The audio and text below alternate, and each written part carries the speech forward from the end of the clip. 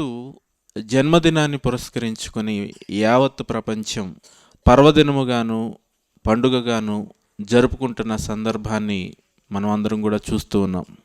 అయితే యావత్తు ప్రపంచానికి పర్వదినంగా క్రీస్తు జన్మ కారణం ఏంటి? యేసు ఈ లోకంలోనికి ఎందుకు వచ్చారు? ఈ లోకంలో ఆయన చేసిన కార్యక్రమాలేవి? ఏది స్థాపించడానికి యేసుక్రీస్తు ఈ లోకంలోనికి అరుదించవలసిన అవసరత వచ్చింది అనే సందర్భాలను మీ మధ్య ప్రకటించడానికి, క్రీస్తు బోధలోని సారాంశాన్ని మీ మధ్య కనపరచడానికే ఈ కార్యక్రమం ఇక్కడ ఏర్పాటు చేయడం జరిగింది. ప్రియమైన దేవుని పిల్లారా, క్రిస్మస్ అంటే క్రీస్తుని ఆరాధించుట, క్రీస్తు ఆరాధన.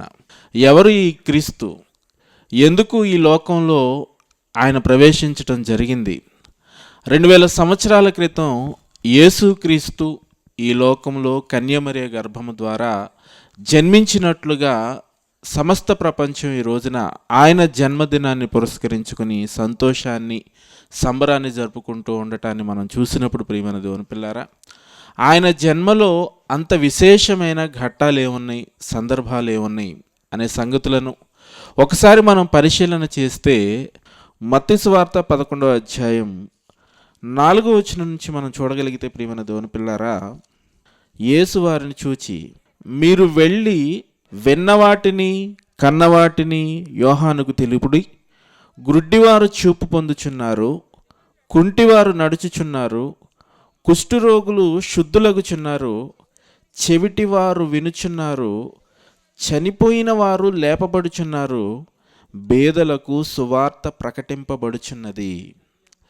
యేసుక్రీస్తు ఈ లోకంలోనికి ప్రవేశించిన తరువాత ఆయన అనేక కార్యక్రమాలను జరిగిస్తూ ఉన్న సందర్భంలో బాప్తిస్మం ఇచ్చి యోహాను అనే వ్యక్తి మరి క్రీస్తు వద్దకు రాబోవాడవు నీవేనా అని ప్రశ్నించడానికి తన శిష్యులను ఆయన వద్దకు పంపించినప్పుడు యేసుక్రీస్తు వారితో చెబుతున్న మాటలను ఇక్కడ మనం చదువుతున్నాం. ప్రియమైన దేవుని పిల్లారా, ఏమని చదువుతూ ఉన్నామనంటే, బీదలకు సువార్త ప్రకటించబడుచున్నది, గ్రుడ్డివారు చూస్తున్నారు, కుంటివారు నడుచుచున్నారు, కుష్ఠరోగులు శుద్ధులగుచున్నారు, చెవిటివారు వినుచున్నారు, చనిపోయిన వారు లేపబడుచున్నారు. ఈ సమాధానాన్ని క్రీస్తు తనను గురించిన ప్రశ్నను అడిగిన వారికి చెబుతున్న సమాధానం. ప్రియమైన దేవుని పిల్లారా, యేసుక్రీస్తు ఈ లోకంలోనికి అరుదించడానికి గల కారణం ఏంటి? ఆయన ఎందుకు ఈ ప్రపంచం శకపురుషునిగా భావించి కాలాన్ని లెక్కించడానికి క్రీస్తు పుట్టుకనే ఆధారంగా ఆలోచన చేసి లెక్కగడుతూ ఉంది? ఈ రోజున 2019వ సంవత్సరం అని లెక్కగడుతూ ఉన్నామనంటే యేసు పుట్టి నేటికి 2019 సంవత్సరాల కాలమైంది. ఎందుకు ఆయన్ని ప్రపంచం శకపురుషునిగా యోచించింది, ఆలోచించింది, కాలాన్ని లెక్కగడుతూ ఉంది అని అంటే ప్రియమైన దేవుని పిల్లారా, ప్రపంచ యావత్తు ఆయన్ను ప్రభావితం చేసిన సందర్భాన్ని మనం గుర్తించాలి. ఈ రోజున అత్యంత ప్రభావవంతుడైన వ్యక్తిగాను శక్తిగాను క్రీస్తుని ఈ రోజున ప్రపంచం గుర్తించింది. కారణం ఏంటి? ఆయన ఈ లోకంలోనికి ఎందుకు రావాల్సి వచ్చింది? ఈ లోకంలోనికి ఎందుకు రావాల్సి వచ్చింది? ఆయన చేసిన కార్యక్రమాలు ఏవి అని అంటే ప్రియమైన దేవుని పిల్లారా, ఈ లోకంలోనికి ప్రవేశించిన తర్వాత ఆయన చేసిన బోధ, ఆనాటి సమాజం ఆయన్ని ఏమని పిలిచింది అని అంటే బోధకుడా అని పిలిచింది. బోధకుడా ఎందుకు అనంటే బోధ చేసేవాడు, జ్ఞానాన్ని తెలిపేవాడు, సమాజానికి అవసరమైన మాటలను తెలియజేశాడు, మనుష్యులను మానవత్వంలో నుండి దైవత్వంలోనికి నడిపించి అనేకమైన అద్భుతమైన బోధనలను ఆయన ఈ లోకంలో ప్రకటించాడు. ఈ రోజున ప్రపంచాన్ని మనం ఒకసారి పరిశీలిస్తే ప్రియమైన దేవుని పిల్లారా, ప్రపంచం యావత్తు మనుషులు జాతులుగాను వర్గాలుగాను పేదవారుగాను ధనికులుగాను విభజింపబడి సంతోషం లేక సమాధానం లేక బ్రతుకుతున్నవారు ఒకవైపునైతే, సుఖం కోసం బ్రతుకుతున్నవారు మరొక వైపునైతే మనుషుల మధ్య అసమానతలే ఎక్కువగా మనకు కనపడతా ఉన్నాయి. ఒకసారి ఆలోచించాలి ప్రియమైన దేవుని పిల్లారా, ఈ రోజున తినటానికి అన్నం లేకుండా ఆకలితో చనిపోయేవారు కోట్ల కొలదిగా ప్రపంచంలో కనపడతా ఉన్నారు. ధరించడానికి వస్త్రాలు లేక వస్త్రహీనులుగా ఉన్నవారు సమాజంలో కోట్ల కొలదిగా కనపడతా ఉన్నారు. ఒకవైపునేమో ధనం విస్తారంగా తమ మట్టుకు మాత్రమే కాక తరతరాలుగా కూర్చుని తినగలిగినంత ఆస్తులు సమకూర్చుకున్నవారు ఒకవైపు ఉంటే, ఒక పూట తినటానికి ఆహారం దొరకక ఆకలితో చనిపోయేవారు మరికొంతమంది ఈ లోకంలో కనపడతా ఉన్నారు. మనుషులుగా సాటి మనిషిని ప్రేమించే తత్వం లేక, సాటి మనిషి అవసరాన్ని తీర్చలేని మానవత్వం సహితం లేని పరిస్థితుల్లో మనుషులు ఈ భూమి మీద బ్రతుకుతూ ఉండటాన్ని మనం చూస్తూ ఉన్నాం. ప్రియమైన దేవుని పిల్లారా, అనాథులుగా బ్రతుకుతున్న వారిని కానీ, వీధిలో ఏమట ఆహారం దొరకక ఆకలితో పరుగులు తీస్తున్న వారిని కానీ మనం చూస్తూ ఉన్నప్పుడు మానవత్వంతో వారిని సహాయం చేయలేని పరిస్థితి మనుషుల మధ్య కనపడతా ఉంది. ఒకసారి జంతువుల వైపులు కానీ పక్షుల వైపులు కానీ మనం చూసినప్పుడు ప్రియమైన దేవుని పిల్లారా, ఒక కాకి చనిపోతే ఆ కాకిని చూడటం కోసం ఎన్ని వస్తాయి? చాలా కాకులు వచ్చేస్తాయండి, కేకలు పెడతా ఉంటాయి. కానీ ఒక మనిషి చనిపోతే, ఒక మనిషి ఆసరా కోసం, సహాయం కోసం మరొక మనిషి రాలేని పరిస్థితులు ఈ రోజున మనుషుల మధ్య కనపడతా ఉంది. కారణం ఏంటి? మనుషుల మధ్య ఈ విభజనకు కారణం ఏంటి? మనుషులలో జ్ఞానం కొరవడింది. దేవుని గురించిన జ్ఞానం, దేవుని గురించిన భయం మనుషుల మధ్య లేని పరిస్థితుల్లో, అసమానతలతో సంతోషం లేని పరిస్థితుల్లో కోట్ల కొలది ప్రజలు ఈ రోజున బ్రతుకుతున్న పరిస్థితులు మనం చూస్తూ ఉన్నాం. ప్రియమైన దేవుని పిల్లారా, ఆలోచించండి ఒకసారి మనం పరిశీలిస్తే, ఆకాశంలో ఉన్న కురిసే వాన అందరికీ సమానంగా దేవుడిస్తూ ఉన్నాడు. ఊపిరి పీల్చుకుంటున్నారు, అందరికీ ఊపిరి దేవుడు సమానంగానే ఇచ్చాడు. అలాగే వెలుగును సమానంగా దేవుడు పంచాడు, రాత్రిని సమానంగా దేవుడు పంచాడు.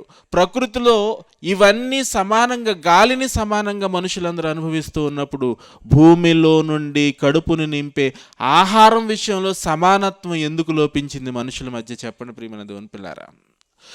పీల్చే గాలి అందరికీ సమానంగానే దొరుకుతుంది, కురిసే వాన అందరికీ సమానంగానే దొరుకుతుంది. ఈ ప్రకృతిలో ఆకాశం నుండి మనకు అందేవన్నీ సమానంగా దొరుకుతున్నాయి, కానీ భూమి మీద అనుభవించే వాటి విషయంలో సమానత్వం లోపించింది. దీనికి కారణం ఏంటి అని అంటే, మనుషులలో నెలకొన్న స్వార్థం, మనుషుల హృదయాలలో గూడు కట్టుకున్న స్వార్థం.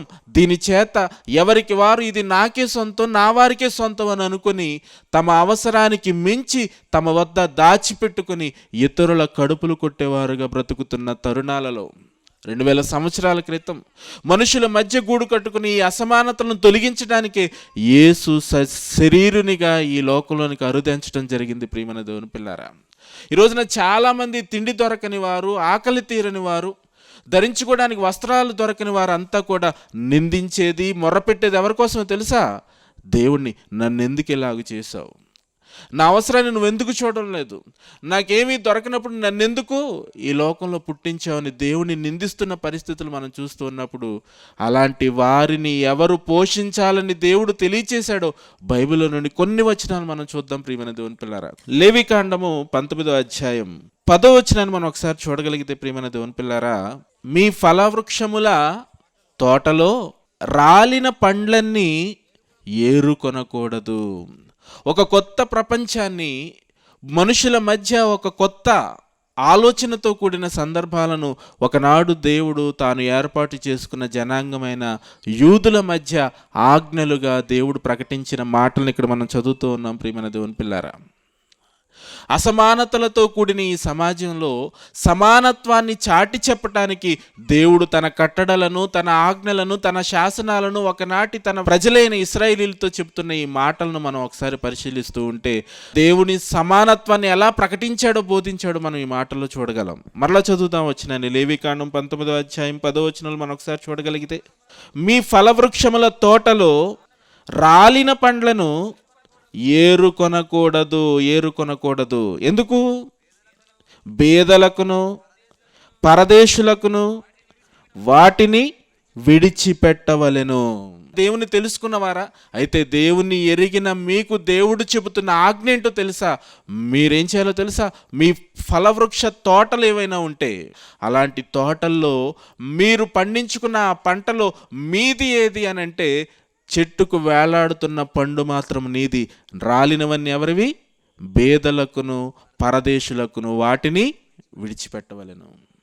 అంటే ఒక కొత్త ఆలోచనను తన ప్రజలైన వారికి దేవుడు నేర్పిస్తున్నట్లుగా ఇక్కడ మనకు కనపడతా ఉంది. ప్రియమైన దేవుని పిల్లారా, మీరు మీకోసం మాత్రమే బ్రతకకూడదు, ఇతరుల కోసం కూడా మీరు ఆలోచించాలి, ఇతరుల అవసరాలను కూడా మీరు తీర్చాలి. ఆలోచించండి. ఈ రోజున ఒక ఆజ్ఞగా దేవుణ్ణి ఆరాధిస్తున్నాను, దేవుని పూజిస్తున్నాను, నాకు భక్తి ఉంది అని నువ్వు చెప్పుకోవటం వల్ల దేవుడు సంతోషపడటం లేదు, కానీ ఇతరుల అవసరాల విషయంలో నీవు చేసిన సహాయాన్ని మాత్రమే ఆయన పరిశీలిస్తున్నాడనే సందర్భాన్ని నువ్వు తెలుసుకోవాలి. ఆలోచించండి. ఒక ఆజ్ఞగా దేవుడు తెలియచేస్తూ ఉన్నాడు. ఏమనంటే, నీ ఫలవృక్షముల తోటలో చెట్టుకు వేలాడుతున్న పళ్ళు ఏమైనా ఉంటే అవి నీవి నేలరాయినాయా, అవి ఎవరికి ఇచ్చేయాలి? బేదలకి ఇచ్చేయాలి. వాళ్ళకి తోటలు లేవు, వారు పండించుకోలేరు, వారు ఆహారం తినాలంటే, వారికి ఆహారం కడుపులు నిండాలి అని అంటే, ఇదిగో రాలినవన్నీ వారికి నువ్వు ఇచ్చేయాలి, పరదేశులకు నీవు ఇచ్చేయాలి. ఇంకో వచనాన్ని మనం చదువుతుంటే ప్రియమైన దేవుని పిల్లారా, లేవీకాండంలోని 23వ అధ్యాయం 22వ వచనాన్ని చూద్దాం. చూడండి. మీరు మీ పంట చేను కోయినప్పుడు మీ ఫలము యొక్క ఓరలను పూర్తిగా కోయకూడదు. మీ పొలము యొక్క ఓరలను మీరు పూర్తిగా కోయకూడదు. నీ కోతలో రాలిన పరిగెను ఏరుకొనకూడదు. బేదలకును పరదేశులకును వాటిని విడిచిపెట్టవలెను. ఎవరికి ఇచ్చేయాలని అంటున్నాడండి? నీ పంట తోటలో ఆ పరిగెను నువ్వు ఏరుకొనకూడదు. అది ఎవరికి ఇచ్చేయాలి? బేదలకును పరదేశులకును వాటిని విడిచిపెట్టాలి. అంటే మీరు మీకోసం మాత్రమే బ్రతకకూడదు, కానీ మీకు కలిగిన వాటిలో బేదలకు కూడా మీరు సహాయము చేయాలి, వారి అవసరాన్ని మీరు తీర్చాలి. ఇది దేవుని ఆజ్ఞగా దేవుడు ఒకనాటి యూదులైన వారికి వ్రాయించాడు ధర్మశాస్త్రంలో. యేసు వచ్చిన తర్వాత దేవుని ఉద్దేశాలను తన జీవితంలో నెరవేర్చడం ఆరంభించాడు. ప్రియమైన దేవుని పిల్లారా, ఆలోచించండి ఒకసారి.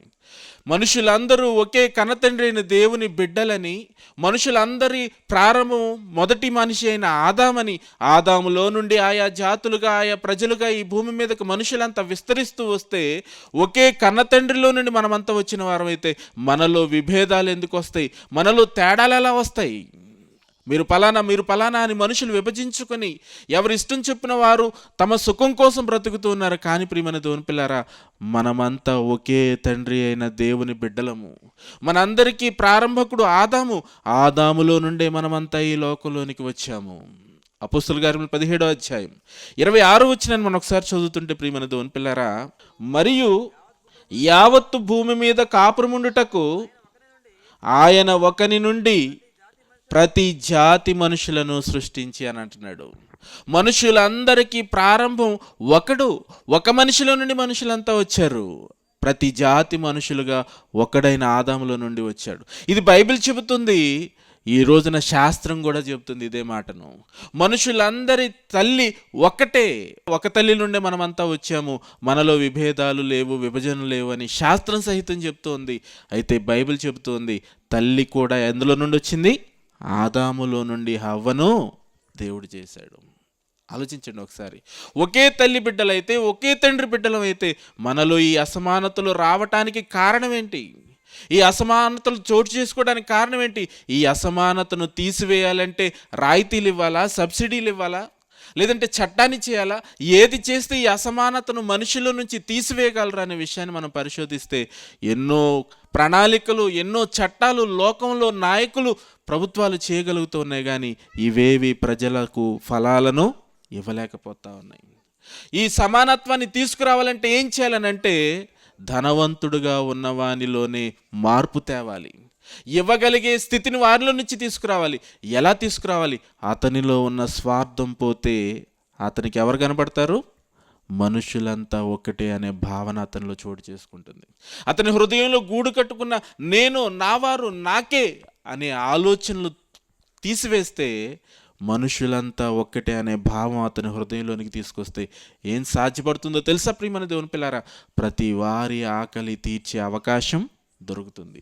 తిండి లేక చనిపోవటం లేదు, కానీ తినేవారు ఆకలితో ఉన్నవారికి ఇవ్వక ఎవరికి వారు ఏం చేస్తూ ఉంటారంటే ప్రియమైన దేవుని పిల్లారా, తనకి ఎక్కువైతే పారేయటానికైనా ఇష్టపడతాడు కానీ ఆకలితో ఉన్నవాడికి ఆహారం ఇవ్వటానికి ఇష్టపడ్డు. సాటి మనిషిగా అతన్ని గుర్తించలేని స్థితిలో నేటి మనిషి ఉన్నాడు. అలాంటి వారికి దేవుడి కంటే లక్షలు కోట్లు మరలా దేవుని కోసం ముట్ట చెప్తూ ఉంటారు. వార్తలు మనం చూస్తూ ఉంటాం ప్రియమైన దేవుని పిల్లలు. ఒక అజ్ఞాత భక్తుడు ఏం చేశాడట, దేవుడి కోసం ₹1,00,00,000 ఇచ్చేసాడట. అవసరంలో ఉన్నవాడికి ₹10 ఇవ్వాలంటే మాత్రం ఇతనికి మనసు రాదు. అంటే భక్తి పేరుతో మనిషి దేవుని సంతోషపెడతా ఉన్నాడు అనుకుంటున్నాడు, కానీ అసలు దేవునికి ఇష్టమైనదేదో, దేవుని భక్తి చేయాలంటే ఏది చేస్తే ఆయన ఆనందపడతాడో, నిజంగా దేవుణ్ణి ఆరాధించడం అంటే ఏదో ఎరుగని స్థితిలో నేటి సమాజం ఉందనే విషయాన్ని గ్రహించాలి. మొదట ప్రియమైన దేవుని పిల్లారా, ద్వితీయోపదేశకాండం 15వ అధ్యాయం 11వ వచనాన్ని కూడా మనం ఒకసారి చూడగలిగితే, బేదలు దేశములో ఉండక మానరు, అందుచేత నేను నీ దేశములోనున్న నీ సహోదరులకు, దీనులకును బేదలకును ఆవశ్యకముగా నీ చెయ్యి చాపవలెనని నీకు ఆజ్ఞాపించుచున్నాను. ఆజ్ఞ. ఇదిగో నువ్వు దేవుని నమ్మావా, దేవుని యొద్దకు వచ్చావా, అయితే నీకు ఒక ఆజ్ఞ ఏంటో తెలుసా? బేదలను కనికరించవలసిన బాధ్యత, భారం నీ మీద ఉంది. ఎందుకంటే బేదలు దేశంలో ఉండక మానరు, బేదలు ఉంటారు. అయితే ఆ బేదలను కనికరించవలసింది ఎవరు? ధనం కలిగిన వాడే. నువ్వే ఇవ్వాలి, నువ్వే అతని ఆకలి తీర్చాలి, నువ్వే అతని అవసరాన్ని తీర్చాలి. అదే అధ్యాయంలో పై వచనాల్లో మనం చూస్తుంటే ప్రియమైన దేవుని పిల్లారా, 5వ వచనం చదువుతాం చూడండి. 15వ అధ్యాయంలోని 5వ వచనంలో, కావున నేడు నేను నీకు ఆజ్ఞాపించుచున్న ఈ ఆజ్ఞలన్నిటినీ అనుసరించి నడుచుకునుటకు నీ దేవుడైన యెహోవా మాటను జాగ్రత్తగా నీవు వినిన ఎడల మీలో బేదలు అసలు ఉండనే, బేదలు ఉండకూడదు, పేదరికాన్ని నిర్మూలన చేద్దామని గొప్ప గొప్ప ఉపన్యాసాలు సమాజంలో మనం వింటూ ఉన్నాం, కానీ ఎవరి వలన ఇది పడటం లేదు. మరి ఈ అసమానతను తీసివేయాలి, బేదలు అనేవారు కనపడకుండా చేయాలనంటే ఏం చేస్తే మీకు కనపడకుండా ఉంటారని దేవుడు చెప్తున్నాడు తెలుసా? నేను చెప్పిన ఈ ఆజ్ఞలన్నింటిని చొప్పున మీరు నడుచుకునే ఎడల. ఏం చేయాలి, ఏం ఆజ్ఞాపిస్తా ఉన్నాడు దేవుడు అని అంటే ప్రియమైన దేవుని పిల్లారా, నీ దేవుడైన యెహోవా నీకు ఇచ్చుచున్న దేశమందు పురములలో ఎక్కడైనా నీ సహోదరులు ఒక బీదవారు ఉండిన ఎడల, బీదవాడైన నీ సహోదరుని కరుణింపకుండా నీ హృదయమును కఠిన పరచ కొనకూడదు. ఎవరైనా బీదవారు ఉంటే నీ దేశంలో, నీ ప్రాంతంలో, నీవు వారి పట్ల నీ హృదయాన్ని కఠినపరుచుకొనకూడదు. ఎవరైనా వచ్చారనుకోండి, అయ్యా తినటానికి ఆహారం దొరకలేదు, తినడానికి నా దగ్గర డబ్బులు లేవు, కొంచెం తినటానికి ఏదైనా ఇవ్వండి అని అంటే ఎలా సమాధానం చెప్తారు చూడండి? ఎలా సమాధానం చెప్తారు? నా దగ్గర లేవు అని మృదువుగా చెప్తారా? ఏమంటారు మరి? పో, అడుక్కోవడానికి టైం లేదు. ఇలాగే కదండి మనుషులు మాట్లాడుతుంటారు ప్రియమైన దేవుని పిల్లారా. నీ దగ్గరికి వచ్చి ఎందుకు అడుగుతున్నాడు? ఎందుకు అతను నీ దగ్గర అర్థిస్తూ ఉన్నాడు? నీకుంది కదా, నీకున్న దానిలో కొంచెం ఆకలి తీర్చు. ఒక పూటే కదా, ఒక పూట తినటానికి ఆకలితో అడుగుతున్నప్పుడు ఆకలి తీర్చటానికి నీకు ఆజ్ఞ దేవుడిచ్చాడు, నువ్వు తీర్చాలి. నీ దగ్గర ఉంది కదా, నువ్వు ఇవ్వాలి. కానీ దేవునికి భయపడక ఈ రోజున మనుషులు సాటి మనిషిని ప్రేమించలేని స్థితిలో ద్వేషిస్తూ ఎంతగా తోలనాడుతున్నారో మీరు ఆలోచిస్తే ప్రియమైన దేవుని పిల్లారా, దేవుడు ఏమని చెప్తున్నాడో తెలుసా? మీకు ఆజ్ఞాపిస్తా ఉన్నాను నేను, మీరు వారిని కనికరించాలి, వారిని మీరు అసలు త్రోసివేయకూడదు. తర్వాత మాటను కూడా చూద్దాం చూడండి ప్రియమైన దేవుని పిల్లారా. 9వ వచనం, విడుదల సంవత్సరమైన 7 సంవత్సరముల సమీపమైనదని చెడ్డ తలంపులు బేదవాడైన నీ సహోదరుని ఎడల కటాక్షము చూపక నీవు వానికేమీ ఇయ్యకపోయిన ఎడల, వాడొకవేళ నిన్ను గూర్చి యెహోవాకు మొర్రపెట్టును, అది నీకు పాపమగును, నీవు నిశ్చయముగా వానికి ఇయ్యవలెను. ఒకవేళ ఇస్తే కూడా ఎలా ఉండకూడదు? వానికి ఇచ్చినందుకు మనస్సులో విచారపడకూడదు. దేవుడు చెప్తున్నాడండి, దేవుడు ఆజ్ఞాపిస్తా ఉన్నాడు. ఏమని ఆజ్ఞాపిస్తా ఉన్నాడు? విచారంగా అడిగి ఇవ్వకూడదు. ఇస్తే నువ్వు దేవునికి భయపడి ఇవ్వాలి, అవసరానికి సహాయం చేయాలి. మరలా వచ్చినాను చూడండి ప్రియమైన దేవుని పిల్లారా. బేదవాడైన నీ సహోదరుని ఎడల కటాక్షము చూపక నీవు వానికి ఏమీ ఇయ్యకపోయిన ఎడల, వాడొకవేళ నిన్ను గూర్చి యెహోవాకు మొర్రపెట్టును. పేదవాడు నిన్ను గూర్చి దేవునికి మొరపెడితే అది నీకేమైపోతుంది? పాపమైపోతుంది. అప్పుడు ఇచ్చావా? ఇస్తే కూడా ఎలా ఇవ్వకూడదు? విచారంగా ఇవ్వకూడదు. ఏమంటే పేదలైన వారిని కనికరించే విషయంలో దేవుడు ఇన్ని ఆజ్ఞలు వ్రాయించాడనంటే అవును ప్రియమైన దేవుని పిల్లారా, అవును. సాటి మనుషుల పట్ల ప్రేమ, ఆప్యాయత, వారంతా ఒకే తండ్రి అయిన దేవుని బిడ్డలన్న సంగతి నీకు అర్థమైనప్పుడు ఎదుటవాని అవసరాన్ని తీర్చడం కోసం నువ్వు చేస్తున్న ప్రయత్నం ఏంటి? వాని గురించి కనీసం ఆలోచిస్తున్నావా? ఛేదరించుకుంటున్నావా? ఆలోచించండి ప్రియమైన దేవుని పిల్లారా. పేదవారిని చూసినప్పుడు వారికి వెంటనే సహాయం చేయాలనే మనసు మనుషులలో రావాలంటే ఏం చేయాలి? స్వార్థం పోవాలంటే ఎలా పోతుంది ఈ స్వార్థం? హృదయంలో మనుషుల మధ్య గూడు కట్టుకుని ఈ స్వార్థాన్ని తీసివేయాలంటే ఎలా సాధ్యపడుతుందంటారు? చెప్పండి ప్రియమైన దేవుని పిల్లరా. మనసులలో మార్పు రావాలి, మారు మనసు రావాలి. మనసు మారాలంటే ఏది మార్చగలదు? మనసు మారటానికి, మనిషి మార్పు చెందాలంటే ఏది మార్పును తీసుకురాగలదు ఈ సమాజంలో అంటే ప్రియమైన దేవుని పిల్లరా ఒకే ఒక్కటి మార్పును తీసుకురాగలదు. హెబ్రీయులకు రాసిన పత్రిక 4వ అధ్యాయం 12వ వచనాన్ని మనం ఒకసారి చదవగలిగితే, ఎందుకనగా దేవుని వాక్యము సజీవమై బలము గలదై రెండంచులు గల ఎటువంటి ఖడ్గము కంటెను వాడగలిగినదై ప్రాణాత్మలను, కీళ్లను, మూలుగలను విభజించినంత మట్టుకు దూరుచు హృదయం యొక్క తలంపులను, ఆలోచనలను శోధించుచున్నది. నీ హృదయంలో ఏదైనా ఒక పని చేసినప్పుడు వెంటనే నీకు ప్రతిస్పందన కనపడతా ఉంటుంది నీ హృదయంలో. అబ్బా, అనవసరంగా నన్ను అనకుండా ఉంటే బాగుండేది, ఈ పని నేను చేయకుండా ఉంటే బాగుండేది, బాగా తిట్టేశాను, తిట్టకుండా ఉంటే బాగుండేది. అంటే అర్థం ఏంటి? నీ మనసులో మదన పడతా ఉన్నావు. నీ మనసులో ఈ ఆలోచన నీలోకి రావాలి అంటే ఈ పని నేను చేయకూడదు, చేయకుండా ఉండవలసింది అని ఈ పశ్చాత్తాపం నీలో కలగాలనంటే నీ హృదయంలో ఉన్న ఆలోచనలన్నింటినీ శోధించాలనంటే అది దేనికి సాధ్యపడుతుంది అనంటే ప్రియమైన దేవుని పిల్లారా వాక్యమునకు మాత్రమే అని దేవుడు తెలియజేస్తూ ఉన్నాడు. ఎందుకంటే వాక్యం వింటున్నప్పుడు అది ఎక్కడికి వెళ్ళిపోతుంది అనంటే ప్రాణాత్మలను, కీళ్లను విభజించినంత మట్టుకు దూరిపోతూ ఆ హృదయం యొక్క తలంపులను, ఆలోచనలను ఏం చేస్తుంది? వాక్యం పరిశోధిస్తుంది, శోధిస్తుంది. నీవు కలిగి ఉన్న ఆలోచనలన్నిటినీ కూడా సరిచేయటానికి ఈ వాక్యం ఎక్కడి వరకు వెళ్తుంది? హృదయం వరకు వెళ్ళిపోతుంది. ప్రియమైన దేవుని పిల్లారా, నువ్వు వినాలన్న మనసు లేకపోయినా, వినకూడదు అనుకుంటున్నా కానీ ఈ మాటలు సూటిగా వెళ్ళిపోయి నీ హృదయంలోనికి చొచ్చుకుపోతాయి. ఎలాంటి ఖడ్గం అక్కడి వరకు వెళ్ళలేదు, కానీ ఈ వాక్యం ఎలా వెళ్ళిపోతుంది తెలుసా? పొదునుగా వెళ్ళిపోతుంది. ఈ వాక్యానికి ఉన్న లక్షణం ఏంటి అని అంటే దేవుడు చెప్తూ ఉన్నాడు, బండలను బద్దలు కొట్టు సుత్తి వంటిది ఈ వాక్యం. ఎలాంటి బండనైనా కానీ బద్దలు చేయడానికి ఈ రోజున ఏం వాడతారు? సుత్తిని వాడతారు. ఆలోచించండి ప్రియమైన దేవుని పిల్లారా. చాకలివాని సబ్బు వంటిది ఈ మాటలు అని అంటున్నాడు దేవుడు. అంటే శుభ్రపరిచేస్తాయి, నీ హృదయాన్ని శుద్ధి చేస్తాయి, నీ హృదయంలో నెలకొని ఉన్న భయంకరమైన అపవిత్రతను అంతటిని తొలగించి వేస్తాయి ఈ మాటలు, ఈ వాక్యం. ప్రియమైన దేవుని పిల్లారా, అది ఈ లోకంలో ప్రకటించడానికి యేసు వచ్చాడు. ఎన్నో బోధలు చేశాడు ఈ సమాజంలో. ఆ బోధనలోని సారాంశాన్ని మనం పరిశీలిస్తుంటే ప్రియమైన దేవుని పిల్లారా సమాజంలో ఉన్న మనుషులందరినీ సమానత్వం వైపు మళ్ళిస్తూ, నడిపిస్తూ ప్రతి వాని అవసరాన్ని సాటి మనిషే తీర్చాలి. నిన్ను వలె నీ పొరుగువాని నీవు ప్రేమించాలి. ధర్మశాస్త్రం అంతటిలో మరి ముఖ్యమైన ఆజ్ఞ ఏది ప్రభు అని అడిగితే ప్రభు చెప్పిన ఆజ్ఞ ఏంటో తెలుసా?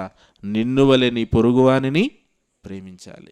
నీకు అవసరమైనప్పుడు నీ అవసరాన్ని నువ్వు ఎలా తీర్చుకుంటావో నీ సహోదరుని విషయంలో కూడా నువ్వు అలాగే తీర్చుకోవాలి.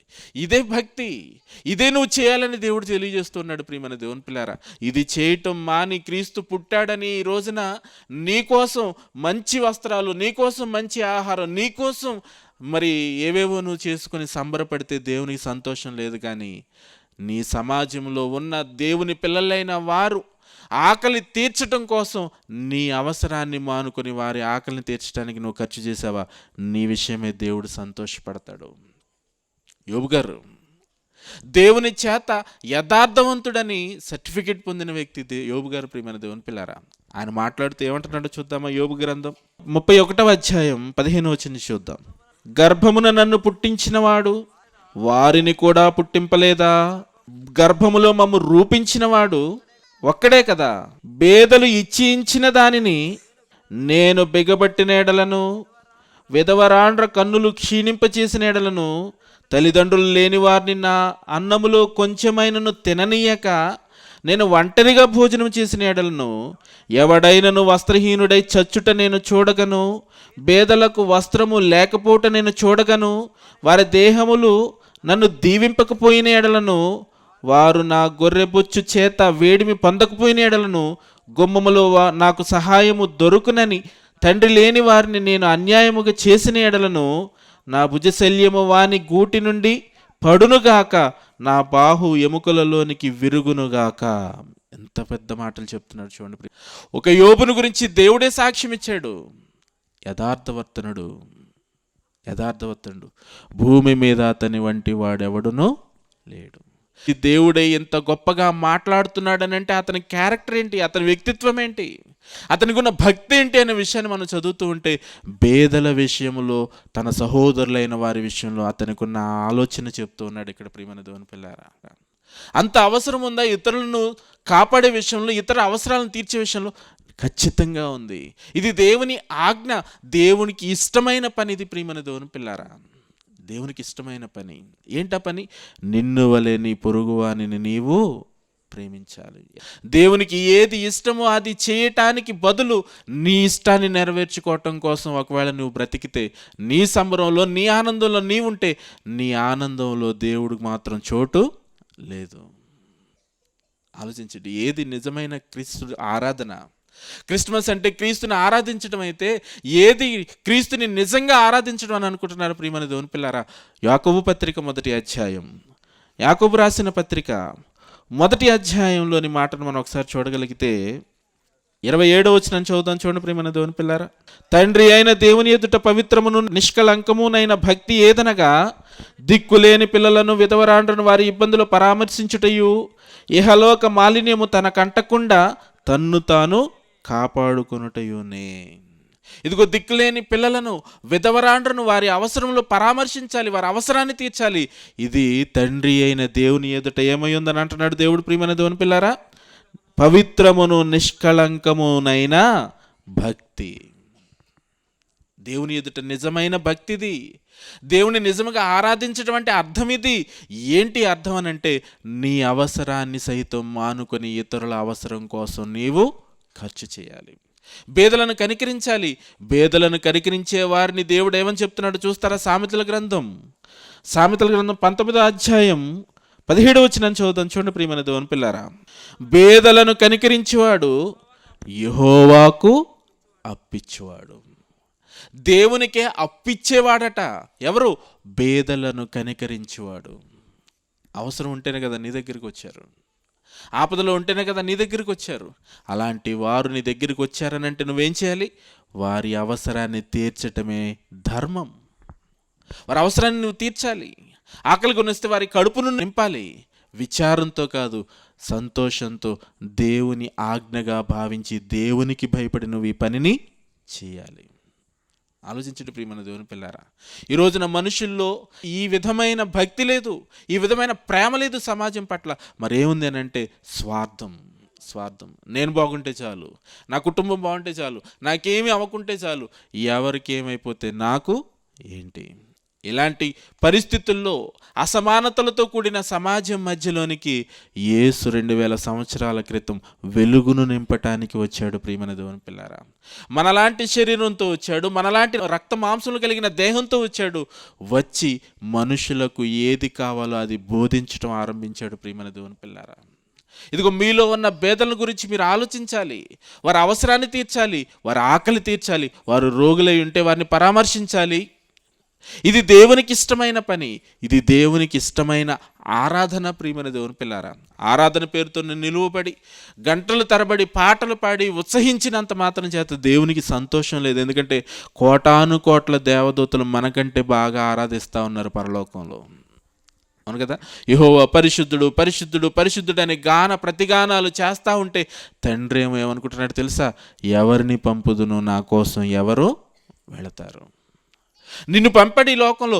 ఎందుకనంటే నీవు దేవుణ్ణి ప్రకటించి అనేక మందిని దేవుని కోసం సంపాదిస్తావని, అనేకుల అవసరాలను నువ్వు తీరుస్తావని, అనేకులకు రక్షకునిగా నీవు సమాజం మధ్య బ్రతుకుతావని దేవుడు నీ మీద ఆశ పెట్టుకున్నప్పుడు నీవు దేవుని సంతోషింప చేయటానికి ఏ కార్యక్రమాల్లో ఉన్నా ఒకసారి పరిశీలన చేయండి ప్రియమైన దేవుని పిల్లారా. యెషయా గ్రంథం 11:4 కూడా చూద్దామండి. యెహోవా భయము అతనికి ఇంపైన సువాసనగా ఉండును, కంటి చూపును బట్టి ఆయన తీర్పు తీర్చడు, తాను విని దానిని బట్టి విమర్శ చేయుడు, నీతిని బట్టి బేదలకు తీర్పు తీర్చును. నీతిని బట్టి బేదలకు తీర్పు తీర్చును. బేదల మొర్ర నిరంతరం ఆయన సన్నిధికి వెళతా ఉంది ప్రియమైన దేవుని పిల్లారా. ఎందుకు తండ్రి మమ్మల్ని ఈ స్థితిలో నువ్వు ఈ లోకంలోనికి పంపావు? తినటానికి లేదు, ఉండటానికి లేదు, పరిస్థితులు ఏవి సహకరించడం లేదు. బ్రతకాలంటే ఆకలి తీరాలి. ఒక పూట కూడా ఆకలి తీరని పరిస్థితుల్లో నేను ఎందుకు ఈ భూమి మీద పుట్టాలి అని నువ్వు మనసులో అనుకుంటున్నావా? నీ ఆలోచనలు తండ్రి చూస్తూ ఉన్నాడు. ఆలోచించండి. ఆయన పరిశీలిస్తూ ఉన్నాడు.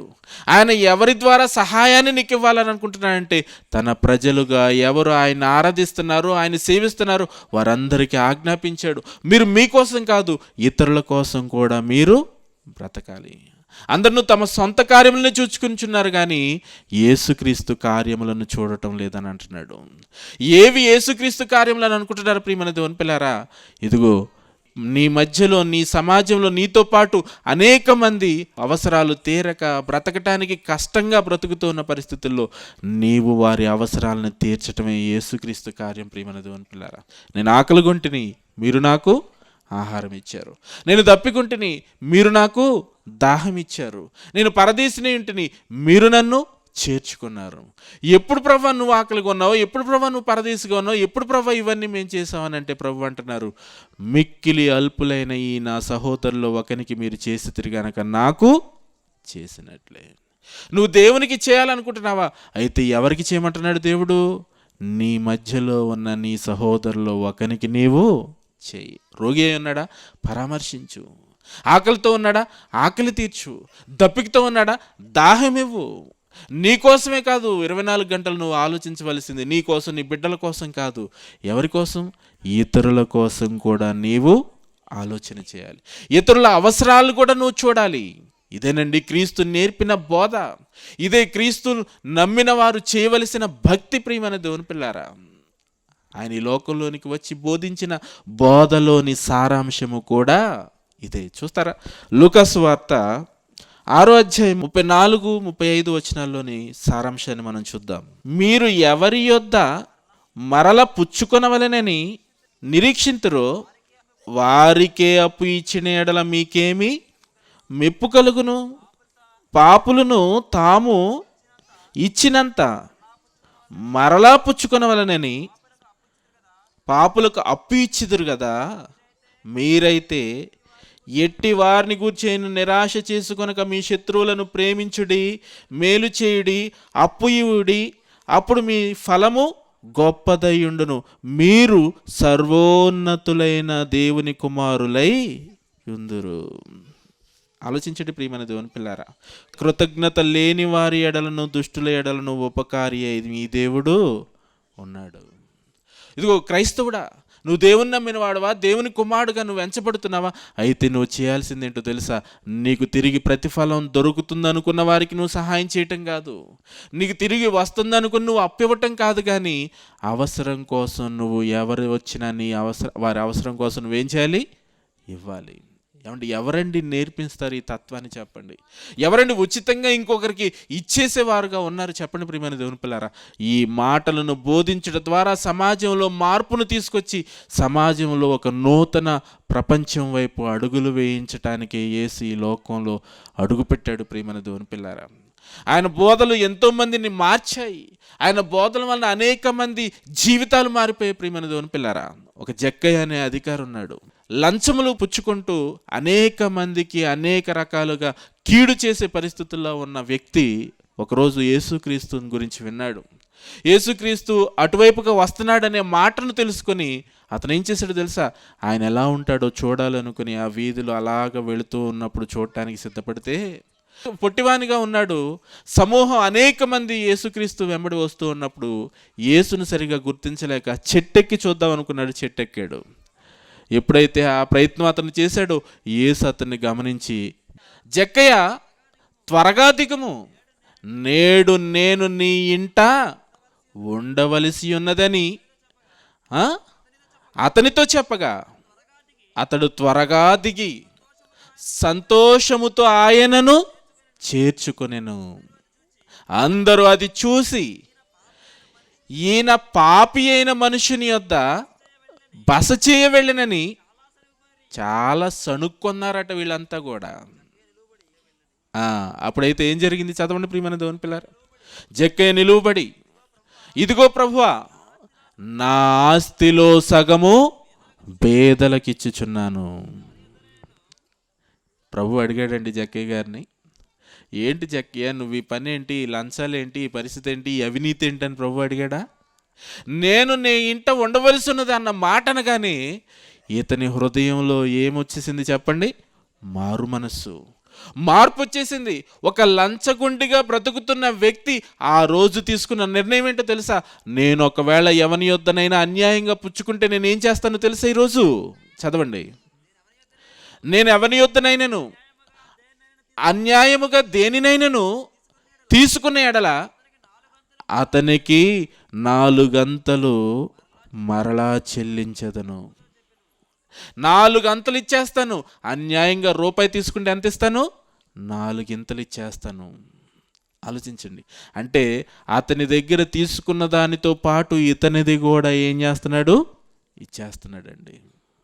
అందుకే యేసు, ఈతడును అబ్రహాము కుమారుడే.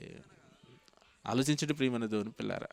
యేసు ఏమి చెప్పకుండానే అతని జీవితంలో ఎంత మార్పు వచ్చేసిందంటే ప్రియమైన దేవుని పిల్లారా, పేదలకు సగం ఇచ్చేస్తున్నా, ఆస్తిలో సగం ఇచ్చేస్తున్నాను అంటే అర్థం ఏంటి? మనుషులంతా ఒక్కటే, మనమంతా దేవుని పిల్లలం. మనమంతా కూడా ఈ లోకంలో ఆయన ఇష్టాన్ని నెరవేర్చడానికి వచ్చాం. కన్ను మూసిన తర్వాత ఆయన వద్దకు వెళ్ళిపోవాలి. ఈ అశాశ్వతమైన ఈ లోకం పట్ల, ఈ జీవితం పట్ల, ఈ లోకంలో ఉన్న వాటి పట్ల మనస్సుంచక దేవుని ఎడల మనస్సుంచిన వాడవైన ఎడల నీవు చేయవలసిన పని ఏంటో తెలుసా? సమాజంలో ఉన్న వారందరి కోసం నీవు ఆలోచించాలి. బేదలైన వారికి నా ఆస్తులు సగం ఇచ్చేస్తానంటున్నాడు. అన్యాయంగా ఎవరి దగ్గర పుచ్చుకుంటే 4 అంతలు ఇచ్చేస్తానంటున్నాడు. ఏ ఒక్క అవినీతి పరుడినైనా ఈ విధంగా ఈ రోజునున్న చట్టాలు మార్చగలిగాయా చెప్పండి? అవును కదండి. అతిపెద్ద చేప దొరికిందని అంటాడు, తిమింగళం దొరికింది అంటాడు. దేనికి? లంచాలు బాగా పుచ్చుకున్నాడు. దొరికాడు, అమ్మో దొరికిపోతామని భయంతో మానేశారు ఎవరైనా? లేదండి, చేస్తానే ఉన్నారు. మార్పు లేదు. మరి మార్పు రావాలంటే ఏం చేయగలదని అంటే దేవుని మాట మాత్రమే ఈ మార్పును తీసుకురాగలదు. వాక్యము సజీవమై బలము గలదే, 2 అంచులు గల ఎటువంటి ఖడ్గము కంటిన వాడి కలిగినదే. హృదయములో ఒరే నువ్వు చేస్తున్నది తప్పు, నువ్వు ఈ పని చేయకూడదు, దీనివలన ఎంతమంది నష్టపోతున్నారు, ఎన్ని కుటుంబాలు అస్తవ్యస్తం అయిపోతున్నాయి, ఎంతమంది బలైపోయారనే ఆలోచన నీ మెదడుకి ఎప్పుడైతే తగులుతుందో నీలో మార్పు వస్తుంది, నీలో మార్పు రాగలుగుతుంది. ఆ మార్పుని కౌన్సిలింగ్ అంటుంది లోకం ఈ రోజున ప్రియమైన దేవుని పిల్లారా. అలాంటి కౌన్సిలింగ్ చేయడానికి యేసు 2000 సంవత్సరాల క్రితం బోధన ఆరంభించాడు. బోధకుడిగా పిలువబడ్డాడు. ఆయన పోలిన బోధకుడు ఎవరు అని అన్నారు, ఆయన పోలిన గురువు ఎవరు అని అన్నాడు. ఈ మాటలతో సమాజాన్ని మార్చాలి, హృదయంలో మార్పును తీసుకురావాలి, ఒక సమాజాన్ని మనుషులందరి మధ్య స్థాపించాలన్న యేసు 2000 సంవత్సరాల క్రితం ఈ లోకంలోనికి వచ్చాడు ప్రియమైన దేవుని పిల్లారా. ఇతరుల అవసరాలకు నువ్వు తీర్చాలి, ఇతరుల కోసం నువ్వేం చేయాలని చెప్పాడో తెలుసా? చివరికి తన ప్రాణాన్ని పెట్టాడు. మనల్ని కూడా ఏం చేయమన్నాడు? సహోదరుల నిమిత్తము ప్రాణము పెట్టబద్దులై ఉన్నారని అన్నాడు. యోహాను రాసిన మొదటి పత్రిక 3వ అధ్యాయం 16వ వచనం చదువుదాం. చూడండి ప్రియమైన దేవుని పిల్లారా. ఆయన మన నిమిత్తము తన ప్రాణము పెట్టెను గనుక దేని వలన ప్రేమ ఎట్టిదని తెలుసుకొనుచున్నాము. మనము కూడా సహోదరుల నిమిత్తము మన ప్రాణము సహితము పెట్టబద్దులమై ఉన్నాము. ఆలోచించండి ప్రియమైన దేవుని పిల్లారా, సహోదరుల కోసం ప్రాణం సహితం మీరు పెట్టాలి. మన ప్రాణనాథుడైన యేసుక్రీస్తు ఒకనాడు తన ప్రాణాన్ని పెట్టాడు, పరిశుద్ధమైన తన రక్తాన్ని చిందించాడు, సిలువలో మరణించాడు. సిలువలో వేలాడుతూ కూడా ఆయన చేసిన ప్రార్థన ఏంటో తెలుసా? తండ్రి, వీరేమి చేయుచున్నారో వీరెరుగరు గనక వీరిని క్షమించు. క్షమాగుణం. ఆలోచించండి, ఎంతవరకు తన ప్రాణాన్ని తీస్తున్న వారిని, తన్ను చంపుతున్న వారిని చూసి అంత భయంకరంగా ఆయన్ని హింసిస్తూ ఆయన ప్రాణాలు తీస్తూ ఉన్నా కానీ ఆయన ఏమని ప్రార్థన చేయగలుగుతున్నాడు తెలుసా? వీరేమి చేయుచున్నారో వీరెరుగురు గనక వీరిని క్షమించండి. ఇన్ని గొప్ప మాటలతో, ఇంత గొప్ప క్యారెక్టర్తో, వ్యక్తిత్వంతో ఆయన ఈ లోకంలో బ్రతికి మనుషులందరి పాపముల కోసం సిలువలో మరణించి సమాధి చేయబడి 3వ దినాన తిరిగి లేచాడు గనకనే ప్రపంచమంతటిని ప్రభావితం చేయగలుగుతున్న నేటికి ఆయన మాటలు ప్రియమైన దేవుని పిల్లారా. మనిషిని మార్చగలిగేది దేవుని మాట, వాక్యం. ఆ వాక్యమే మనుషుల హృదయాలలోనికి ప్రవేశించి మనసులను ఆలోచింపచేస్తాయి, మనసులలో మార్పును తీసుకురాగలుగుతాయి. అదే ఈ లోకంలో ప్రకటించాడు 2000 సంవత్సరాల క్రితం. నేటికి 2019 సంవత్సరాల కాలమైంది. అనేక మందిని వెలిగిస్తూ వస్తూ ఉన్నాయి. ఈ రోజున ఈ మాటలను విన్నవారే తమకు ఏమీ లేకపోయినా, గొప్ప ధనవంతులు కాకపోయినా వాళ్ళు ఏం చేశారో తెలుసా?